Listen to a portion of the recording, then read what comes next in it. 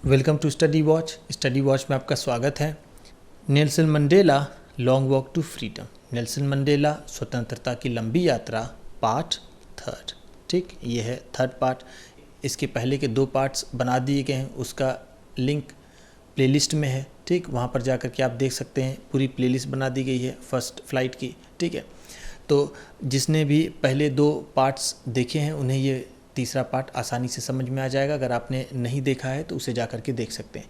आपको बताते चले कि ये चैप्टर एनसीईआरटी के क्लास 10th की इंग्लिश की बुक फर्स्ट फ्लाइट का ये चैप्टर नंबर 2 है। ठीक, चलिए देखते हैं इसमें क्या है। इन लाइफ, जीवन में, every man has twin obligations, हर एक आदमी की 2 वचनबद्धता होती है। ठीक है, ट्विन का मतलब क्या है? यहाँ पर हम कह सकते हैं 2 ट्विन। एक ट्विन का मतलब तो होता है जुड़वा, और एक ट्विन का मतलब होता है 2 एक जैसी चीज़ों में से एक, यानी 2 चीज़ें हैं तो आपको एक को फॉलो करना है, उसे भी हम कह सकते हैं ट्विन। ठीक, लेकिन यहाँ पर हम कहेंगे सिर्फ 2 कि जीवन में हर एक आदमी की 2 वचनबद्धता होती है। ऑब्लिगेशंस टू हिज फैमिली, उसके परिवार के प्रति वचनबद्धता। टू हिज पेरेंट्स, जिसमें कौन कौन आता है? टू हिज पेरेंट्स, उसके माता पिता के प्रति वचनबद्धता। To his wife and children, उसकी पत्नी और उसके बच्चों के प्रति वचनबद्धता। ठीक, उसके कुछ कर्तव्य होते हैं जो उसे निभाना पड़ता है अपने परिवार के प्रति। ठीक, एंड और he has obligation to his people, और उसका एक और वचनबद्धता होती है जो उसके लोगों के प्रति है। ठीक, यानी देश के प्रति। अब इन लोगों में कौन आता है?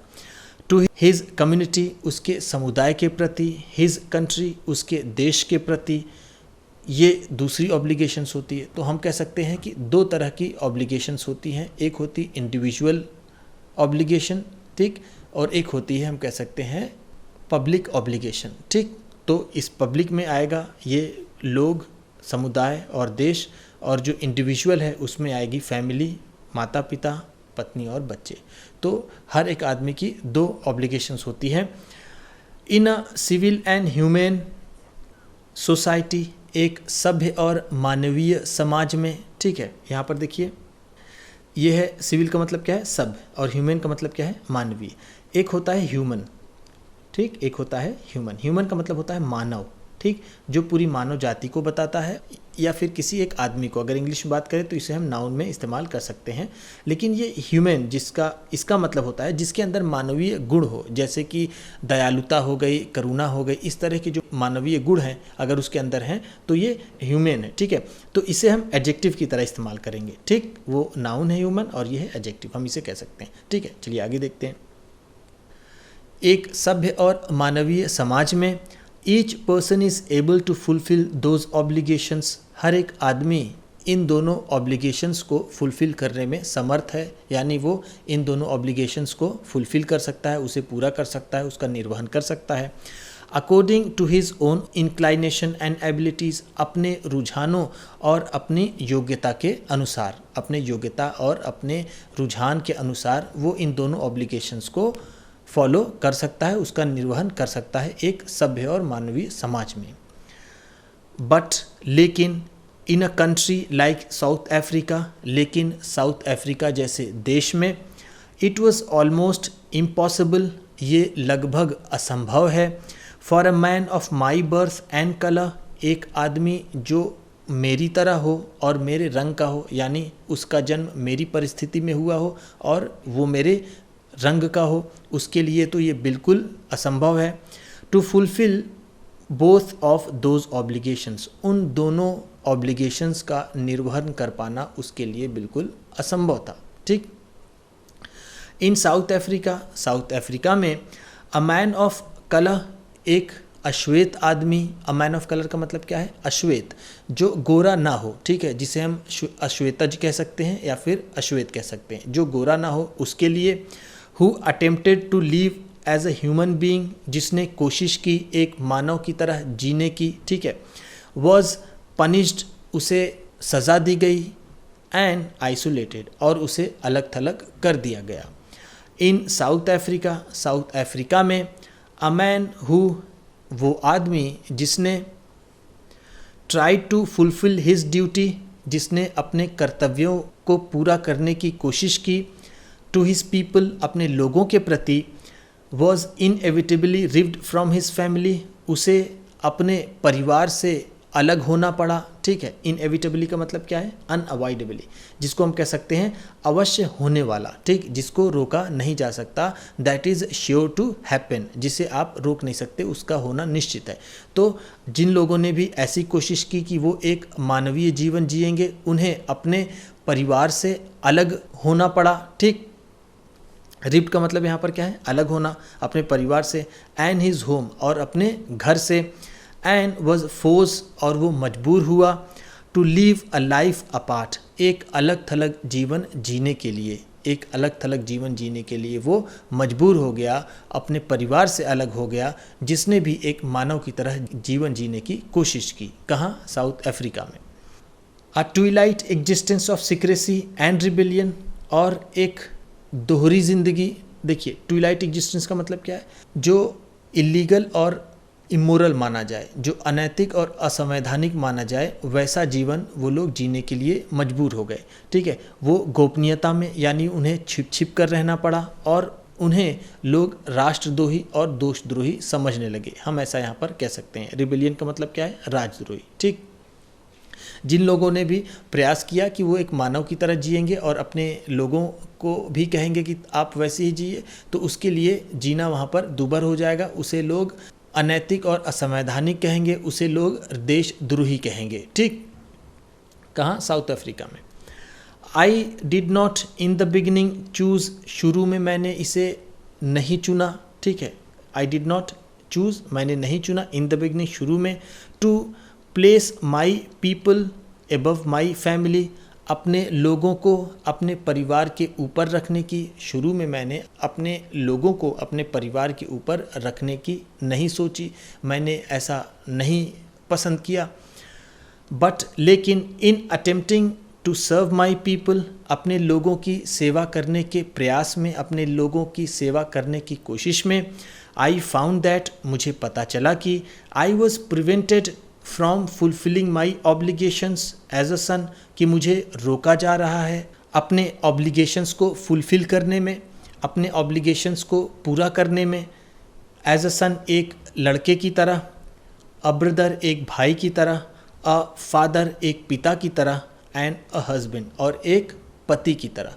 तो जब मैं धीरे धीरे दिन गुजरा तो मुझे ये समझ में आने लगा कि मेरे पास तो ऐसे अधिकार है ही नहीं कि मैं अपने दोनों ऑब्लिगेशंस को, अपने दोनों वचनबद्धताओं को मैं पूरा कर सकूं, चाहे वो व्यक्तिगत हो, चाहे वो सामाजिक हो। ठीक, ऐसा यहाँ पर नेल्सन मंडेला कहना चाहते हैं। ठीक है, चलिए आगे देखते हैं। I was not born with hunger to be free, मैं स्वतंत्रता की भूख के साथ मैं पैदा नहीं हुआ, यानी जब मेरा जन्म हुआ था तो मैं नहीं चाहता था कि मैं आज़ाद हूँ, मेरे अंदर चाहत नहीं थी स्वतंत्रता को लेकर। ठीक, आई वॉज बॉर्न फ्री, क्योंकि मैं आज़ाद ही पैदा हुआ था, फ्री इन एवरी वे, हर तरह से आज़ाद, दैट आई कुड नो, जिसे भी मैं जान सकता हूँ। ठीक है, जिस चीज़ को भी मैं जान सकता था, मैं हर तरह से मैं आज़ाद ही था, उस वक्त मुझे ऐसा लगता था। Free to run in the fields near my mother's hut, मेरी माता की झोपड़ी के पास जो खेत थे, जो फील्ड थे, वहाँ पर आज़ादी से दौड़ने के लिए। Free to swim in the clear stream, और साफ छोटी नदी में तैरने के लिए। स्ट्रीम का मतलब यहाँ पर क्या है? छोटी नदी। That ran through my village, जो मेरे गांव से होकर जाती थी, यानी जो मेरे गांव में नदी बहती थी उसमें मैं तैरने के लिए मैं आज़ाद था। Free to roast mealies under the stars, और खुले आसमान के नीचे मक्के को सेकने के लिए, उसे खाने के लिए मैं बिल्कुल आज़ाद था। ठीक है, मेलीज का मतलब क्या है? मेज़। ठीक, मेज़, जो मेज़ का पौधा होता है उसे मेलीज बोलते हैं, उसके लिए। एंड और ride the broad backs of slow moving bulls, और धीमे चलने वाले साड़ों के चौड़ी पीठ पर मैं सवारी करने के लिए भी आज़ाद था। ठीक है, इस तरह से मैंने अपना बचपन गुजारा, उनके कहने का मतलब ये। As long as I obeyed my father, जब तक मैं अपने पिता की आज्ञा का पालन करता रहा।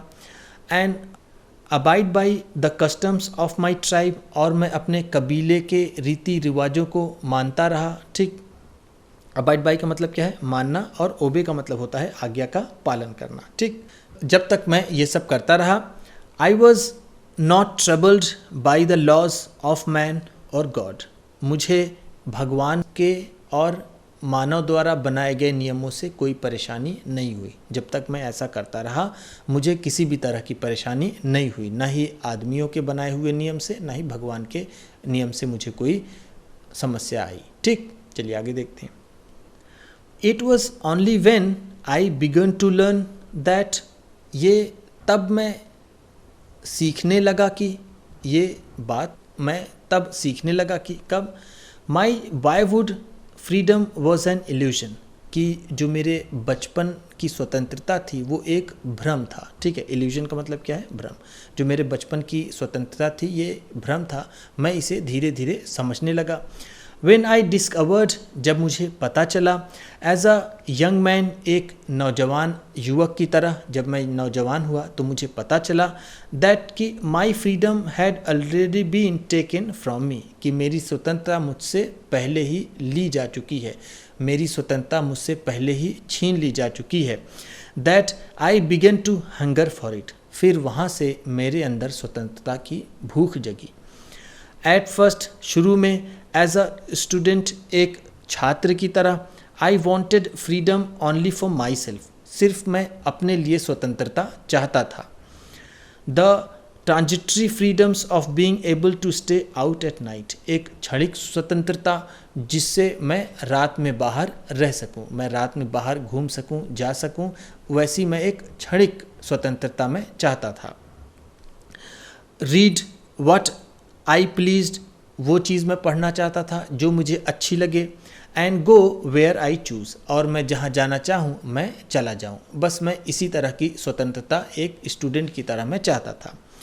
लेटर, बाद में, एज अ यंग मैन, एक नवयुवक की तरह, इन जोहानिसबर्ग में एक नवयुवक की तरह, I yearn for basic and honourable freedoms, मेरे अंदर तीव्र इच्छा हुई मौलिक और सम्मानित स्वतंत्रता की। ठीक, यर्न का मतलब क्या है यहाँ पर, तीव्र इच्छा। ठीक, मेरे अंदर तीव्र इच्छा हुई। बेसिक का मतलब क्या है, मौलिक। ठीक, बिल्कुल शुरुआती, बुनियादी। ठीक, उस स्वतंत्रता की, एंड ऑनरेबल फ्रीडम्स, और सम्मानित, जिसमें सम्मान हो, ऐसी स्वतंत्रता की इच्छा मेरे अंदर हुई। ऑफ अचीविंग माई पोटेंशियल्स, अपने पोटेंशियल्स को, अपने संभावनाओं को प्राप्त करने के लिए, मतलब जिस काबिल मैं था उस काबिल बनने के लिए मुझे इन सारी चीज़ों की, यानी इस तरह की स्वतंत्रता की आवश्यकता थी। ऑफ अर्निंग माई कीप, और मेरी आजीविका कमाने की। कीप का मतलब क्या है, आजीविका। ठीक, ऑफ मैरिंग, विवाह करने की। एंड हैविंग ए फैमिली, और एक परिवार के साथ रहने की। ये सारी मेरी इच्छाएं थीं एज अ स्टूडेंट। ठीक, the freedom not to be obstructed in a lawful life, ऐसी स्वतंत्रता जिसे बाधित ना किया जाए एक न्यायोचित जीवन में। न्यायोचित जीवन में इस तरह की कोई बाधा मेरी स्वतंत्रता में ना आए। ठीक है, यहाँ पर लॉफुल का मतलब क्या है, नैतिक दृष्टि से सही या फिर न्यायोचित, जो भी मोरली सही हो उसमें किसी भी तरह की बाधा ना आए। ठीक, चलिए आगे देखते हैं। बट देन, लेकिन तभी, आई स्लोली सॉ दैट, मैं धीरे धीरे देखने लगा कि, not only was I not free, सिर्फ मैं ही ऐसा था जो आज़ाद नहीं था, but my brothers and sisters were not free, बल्कि मेरे भाई और मेरी बहनें भी स्वतंत्र नहीं थी। यहाँ पर बट का मतलब क्या है, बल्कि मैंने ये देखा कि सिर्फ मैं ही ऐसा नहीं हूँ जो स्वतंत्र नहीं हूँ, मेरे भाई और मेरे बहन भी स्वतंत्र नहीं हैं। आई सॉ दैट, मैंने देखा कि, it was not just my freedom that was curtailed, सिर्फ मेरी ही आज़ादी नहीं छीनी गई है। ठीक है, कर्टेल का मतलब क्या है, छीनी है या फिर काटी गई है।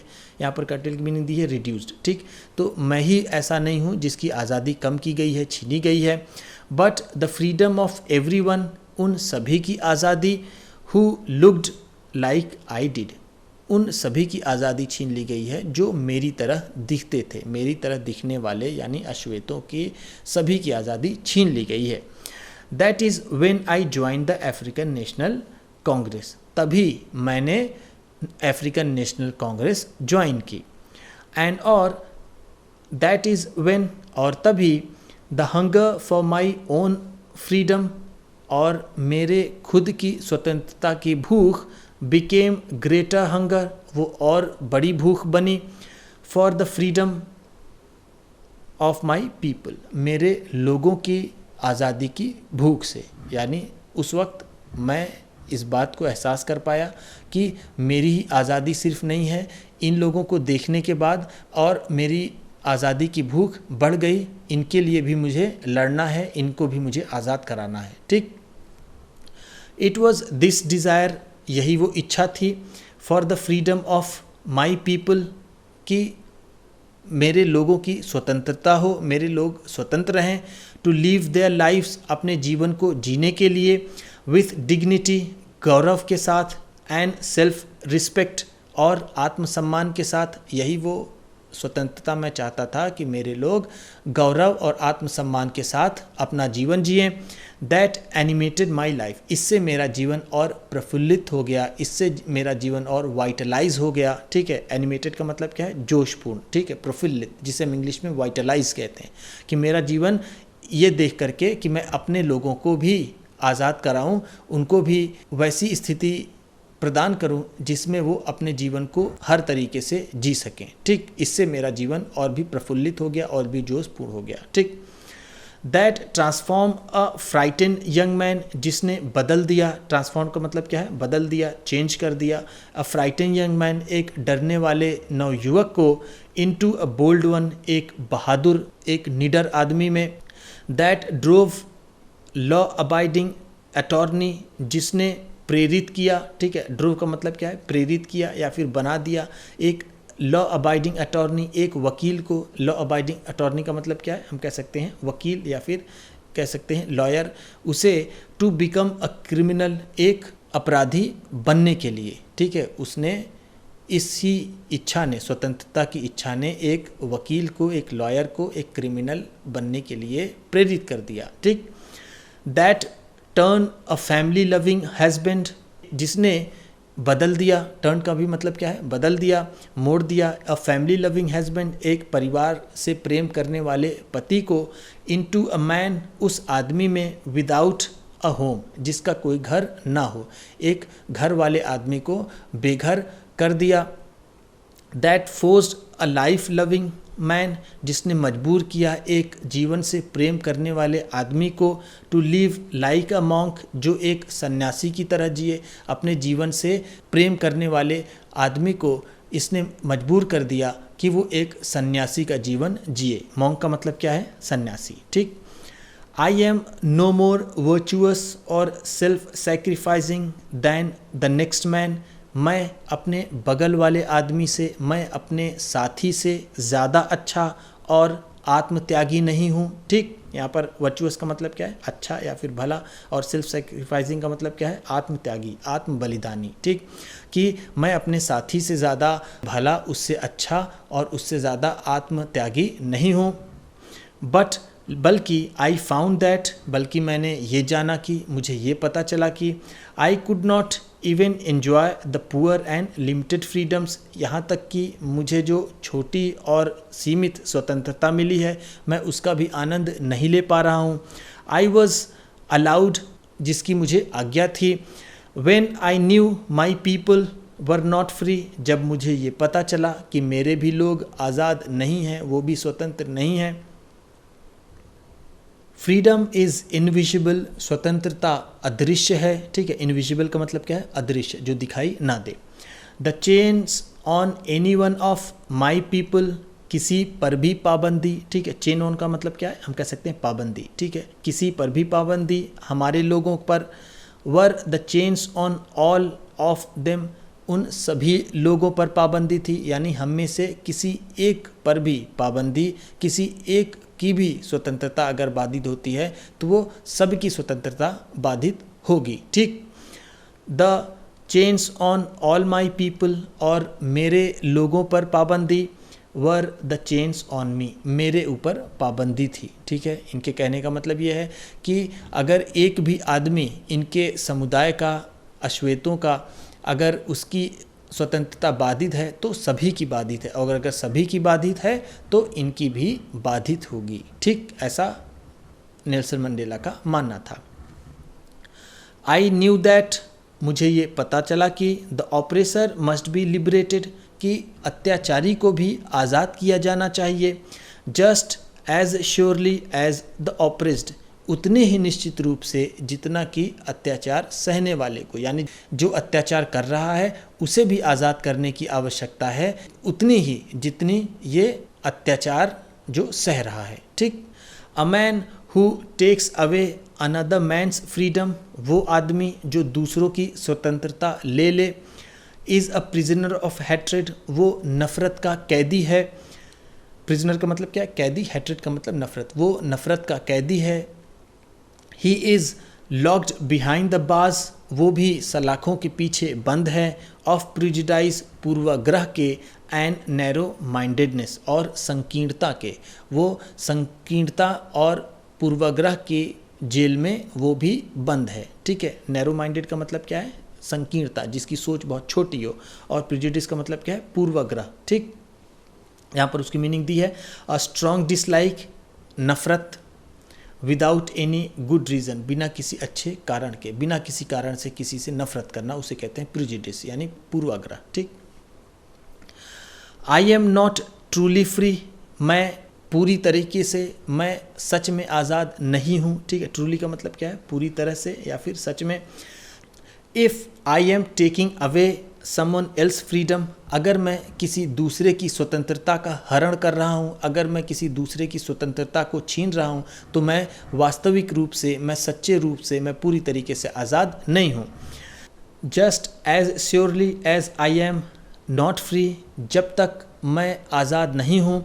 When my freedom is taken from me, जब तक मेरी स्वतंत्रता मुझसे ले ली गई है तब तक मैं आज़ाद नहीं हूँ, और उसी के साथ वो भी आज़ाद नहीं है जिसने स्वतंत्रता ली है। ठीक है, यानी दास और जिसने दास बनाया है, दोनों दास हैं नेल्सन मंडेला की दृष्टि में। ठीक, चलिए आगे देखते हैं। The oppressed and the oppressor, अत्याचार करने वाला और अत्याचार सहने वाला, alike are robbed of their humanity, उनकी मानवता पर डाका पड़ा है, उनकी मानवता की लूट हुई है, उनको मानवता से वंचित रखा गया है। ठीक, जो ऑपरेस्ड है, जिस पर अत्याचार हो रहा है, एंड द ऑपरेसर, और जो अत्याचार कर रहा है, अलाइक, एक ही तरह, are robbed of their humanity, उनकी मानवता पर डाका पड़ा है, यानी वो दोनों मानवता रहित हैं। ठीक, ऐसा नेल्सन मंडेला का मानना था। तो इस तरह से आपका ये सेकेंड चैप्टर का थर्ड पार्ट, यानी सेकेंड चैप्टर भी क्लास 10th की बुक फर्स्ट फ्लाइट का ख़त्म हो गया।